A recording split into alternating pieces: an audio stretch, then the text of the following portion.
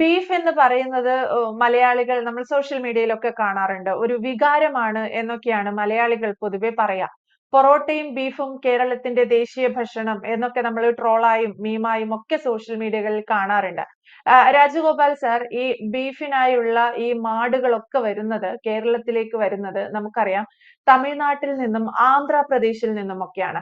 അവിടെ വയലുകളിൽ ഉഴുതു മറിച്ച് അല്ലെങ്കിൽ അവശരാകുന്ന പ്രായമാകുന്ന മാടുകളെ അത്തരത്തിലൊക്കെ കേരളത്തിലേക്കാണ് അവർ കയറ്റി അയക്കുന്നത്. അറബ് മാടുകൾ തമിഴ്നാട്ടിൽ നിന്നും ആന്ധ്രയിൽ നിന്നും കേരളത്തിലേക്ക് വരുന്നത് കുറയുന്നു എന്നുള്ള തരത്തിൽ റിപ്പോർട്ടുകൾ പുറത്തു വരുന്നുണ്ട്.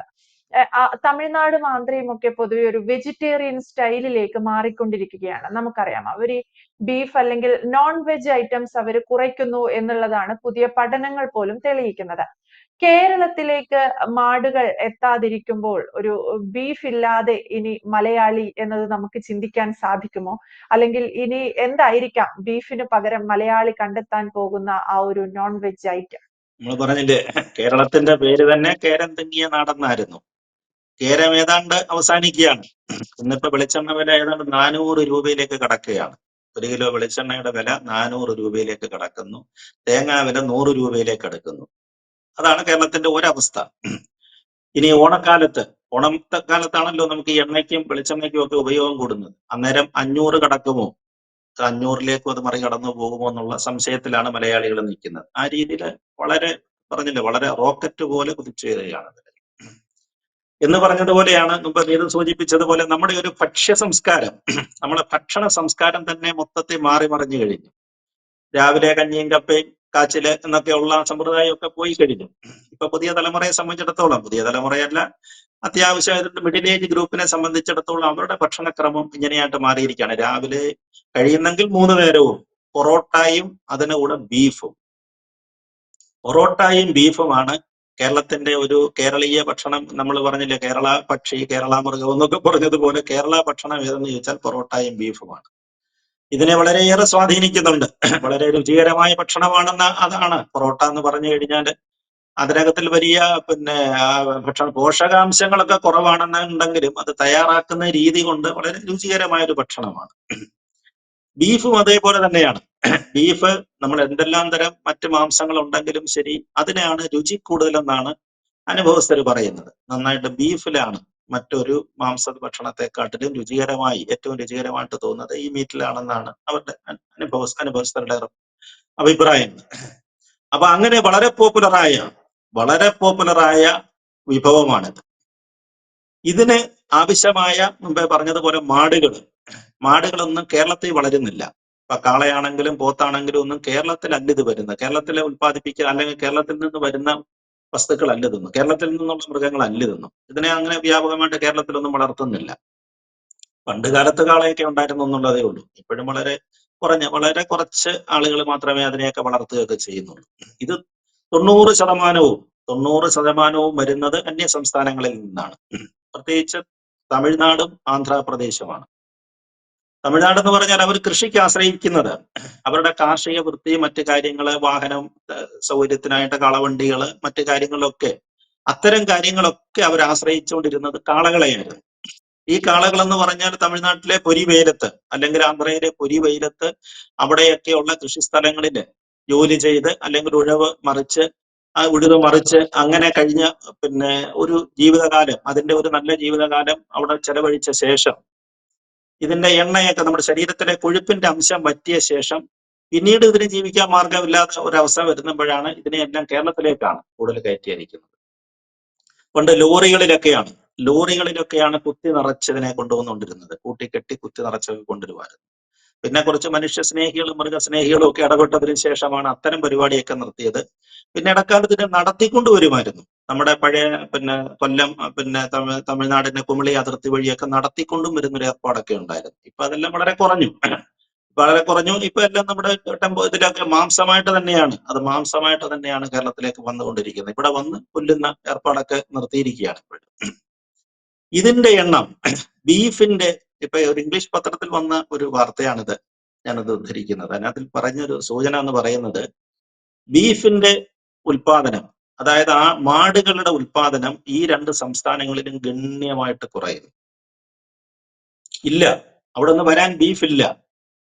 നേരത്തെ അവര് കേരളത്തിലേക്ക് അയച്ചുകൊണ്ടിരുന്ന അളവിനേക്കാട്ടിൽ ഏതാണ്ട് പകുതിയായിട്ട് അത് കുറഞ്ഞിരിക്കും എന്നാണ് പറയുന്നത്. പകുതിയായിട്ട് ആടുമാടുകളുടെ വരവ് കുറഞ്ഞിരിക്കുന്നു കേരളത്തിലേക്ക് വരുന്നത്. അത് ഈ രണ്ട് സംസ്ഥാനങ്ങളിൽ നിന്നാണ് കൂടുതൽ വരുന്നത്. അതിന്റെ കാരണവും ഈ ലേഖനത്തിൽ പറയുന്നുണ്ട്. അവർ ആ വാർത്തയെ സൂചിപ്പിക്കുന്ന കാര്യം, അവിടെയെല്ലാം തമിഴ്നാട്ടിൽ കൂടുതൽ അതായത് യന്ത്രവൽകൃതമായി, കൃഷി രീതികളെല്ലാം യന്ത്രവൽകൃതമായി. അങ്ങനെ വന്നു കഴിഞ്ഞപ്പോൾ അവർക്ക് ഈ ആടിനെ ഇതിനെയൊന്നും മൃഗങ്ങളെ വളർത്തേണ്ട കാര്യമില്ല, കാളയും പോത്തിനെ ഒന്നും വളർത്തേണ്ട കാര്യമില്ലാതെ വരും. ആന്ധ്രയിലും അത് തന്നെയാണ് അവസ്ഥ. ആന്ധ്രയിലും അത്തരത്തില് അവിടെയും വളരെ വേഗത്തിലാണ്, പ്രത്യേകിച്ച് ആന്ധ്രാപ്രദേശും തെലങ്കാനയും കൂടെ വിഭജിച്ചതുകൊണ്ട് ഇപ്പൊ വളരെ ഫാസ്റ്റാണ് വികസന കാര്യങ്ങളിൽ, വളരെ വളരെ കുതിപ്പ് വന്നുകൊണ്ടിരിക്കുകയാണ്. നമ്മൾ പറഞ്ഞില്ലേ, കിറ്റക്സിനെ ആദ്യം തെലങ്കാന കൊണ്ടുപോയി, ഇപ്പൊ ഇതാ ആന്ധ്രയും കൊണ്ടുപോകുന്നത്. വളരെ വേഗത്തിൽ പുരോഗതിയിൽ നിന്ന് പുരോഗതിയിലേക്ക് പോയിക്കൊണ്ടിരിക്കുന്ന സംസ്ഥാനങ്ങളാണ് ഇത് രണ്ടും. അവിടെയും മെക്കനൈസേഷൻ വരികയാണ്. ഇതിന്റെ മൃഗങ്ങളുടെ മൃഗങ്ങളെ ഉപയോഗിച്ചുള്ള രീതികളെല്ലാം കുറവ് വരും. അപ്പൊ ഈ രണ്ട് സംസ്ഥാനങ്ങളിൽ നിന്നും ഇനിയും ഇത്തരം വസ്തുക്കൾ നമുക്ക് കിട്ടാനുണ്ടാകുകയില്ല. അപ്പൊ അത് പകുതിയായിട്ട് കുറഞ്ഞിട്ടുണ്ട്.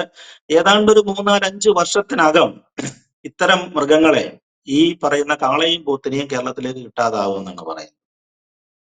ബീഫ് കിട്ടാതായ മലയാളിയുടെ അവസ്ഥയൊന്ന് ആലോചിച്ച് നോക്കി.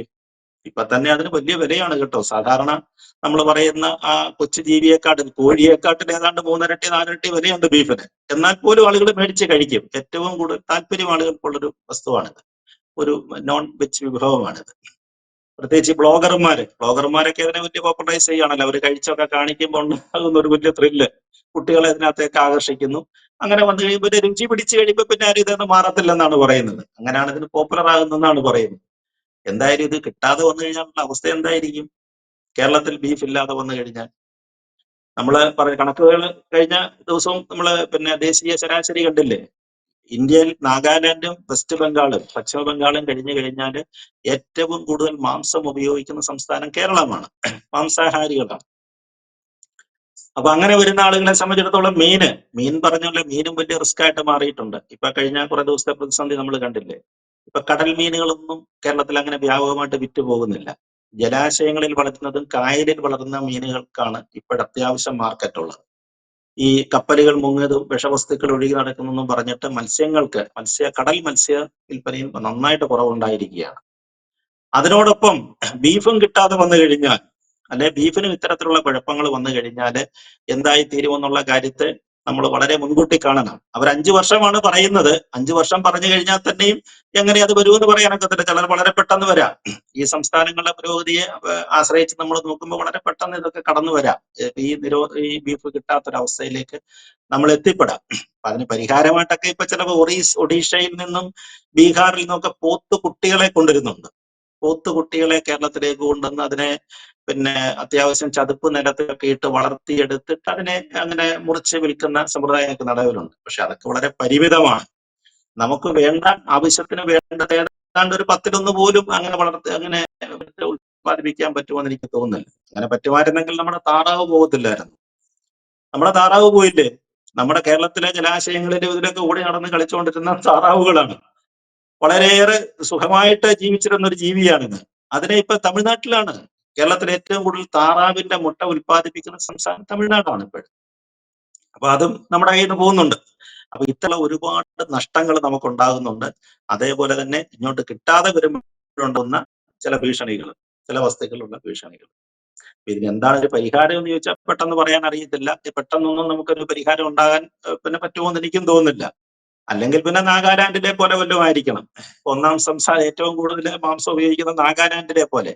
അവരുടെ മാംസം എന്ന് പറഞ്ഞാൽ നമുക്കറിയാമല്ലോ, നായ്ക്കളാണ്, പട്ടിയാണ് അവരുടെ ഏറ്റവും പ്രധാനപ്പെട്ട ആഹാരം എന്ന് പറയുന്നത്, നോൺ വിഭവം. അതിനുശേഷം പുഴു, പല്ലി, പാറ്റ, ഇങ്ങനെയൊക്കെയുള്ള സാധനങ്ങൾ. ട്രൈബ്സ് ആയിരുന്നല്ലോ, അവരെല്ലാം ട്രൈബുകളായിരുന്നതുകൊണ്ട് അവർക്ക് അത്തരം ഭക്ഷണങ്ങൾ കഴിക്കുന്നതുകൊണ്ടൊന്നും വലിയ ബുദ്ധിമുട്ടൊന്നുമില്ല. പക്ഷെ നമ്മളൊന്നും ആ ഒരു കൾച്ചറിലേക്ക് നമ്മൾ മാറിയിട്ടില്ല. അത്തരം കാര്യങ്ങളെ ഒന്നും നമ്മൾ പ്രോത്സാഹിപ്പിക്കാനും പറ്റുന്ന കാര്യങ്ങളുമല്ല. പക്ഷെ എന്തെങ്കിലും കണ്ടുപിടിക്കണം. ബീഫ് ഇല്ലാത്തവരും കോഴി കൊണ്ട് തൃപ്തരാകണമെന്നില്ല, ചിക്കൻ കൊണ്ട് എല്ലാവരും തൃപ്തരാകണമെന്നില്ല. ഇത്തരത്തിലുള്ള മാംസവും വേണ്ടി വരും. അപ്പൊ അതിനെന്താണ് ഒരു പരിഹാരം? അപ്പൊ അടുത്ത മൃഗം ഏതാണ്? ബീഫ് ഇല്ലാതെ പോയി കഴിഞ്ഞാൽ അടുത്ത മൃഗം ഏതാണ്? ആടിനെ പെട്ടെന്നൊന്നും പറ്റുമെന്ന് തോന്നുന്നില്ല. തമിഴ്നാട്ടിൽ ഇപ്പൊ വലിയ വ്യാപകമായിട്ട് ആട് കൃഷി നടക്കുന്നുണ്ട്. ആടെന്ന് പറഞ്ഞ വില കൂടിയ വസ്തുവാണ്, വില കൂടിയ ഇറച്ചി മാംസമാണ് ഇതിന്റെ. അപ്പോൾ ആടിനെ നമുക്ക് പെട്ടെന്ന് പിടിക്കാൻ പറ്റുമെന്ന് തോന്നുന്നില്ല. അതല്ലാതെ കിട്ടാവുന്ന മറ്റെന്തെങ്കിലും മൃഗം നമ്മൾ അന്വേഷിക്കേണ്ടി വരും എന്നാണ് എനിക്ക് ഇപ്പോഴത്തെ ഈ ഒരു റിപ്പോർട്ട് കണ്ടപ്പോൾ തോന്നിയ ഒരു ആശങ്ക. എന്തായാലും ബീഫ് ഇല്ല എന്നുള്ള കാര്യം മലയാളികൾക്ക് എന്തായാലും ചിന്തിക്കാൻ പോലും സാധിക്കില്ല, അത് ഉറപ്പാണ്. ബീഫിന് വേണ്ടി സമരം ചെയ്ത, ബീഫിന് വേണ്ടി പ്രതിഷേധം സംഘടിപ്പിച്ച, ബീഫ് ഫെസ്റ്റുകൾ സംഘടിപ്പിക്കുന്ന ഒരു നാടാണ് നമ്മുടേത്, കേരളം എന്ന് പറയുന്നത്. അപ്പോൾ ഇനി മാടുകളുടെ വരവ് മറ്റ് സംസ്ഥാനങ്ങളിൽ നിന്ന്, തമിഴ്നാട്ടിൽ നിന്നും ആന്ധ്രയിൽ നിന്നുമൊക്കെ കുറഞ്ഞു വരുമ്പോൾ മലയാളികൾ എന്ത് ചെയ്യും ബീഫ് ഇല്ലാതെ എന്നതാണ് ഒരു ചോദ്യമായി അവശേഷിക്കുന്നത്. പകരം പുതിയ മറ്റെന്തെങ്കിലും ഒരു ട്രെൻഡ്, അല്ലെങ്കിൽ ഈ ബീഫിനെ നിലനിർത്തിക്കാൻ വേണ്ടി ഒരു ട്രെൻഡ് കേരളം കൊണ്ടുവരുമെന്നൊക്കെ പ്രതീക്ഷിക്കാം. കാരണം ബീഫ് ഇല്ലാതെ മലയാളികൾക്ക് എന്തായാലും സാധിക്കില്ല, അത് വ്യക്തമാണ്. Thank you Rajagopal sir.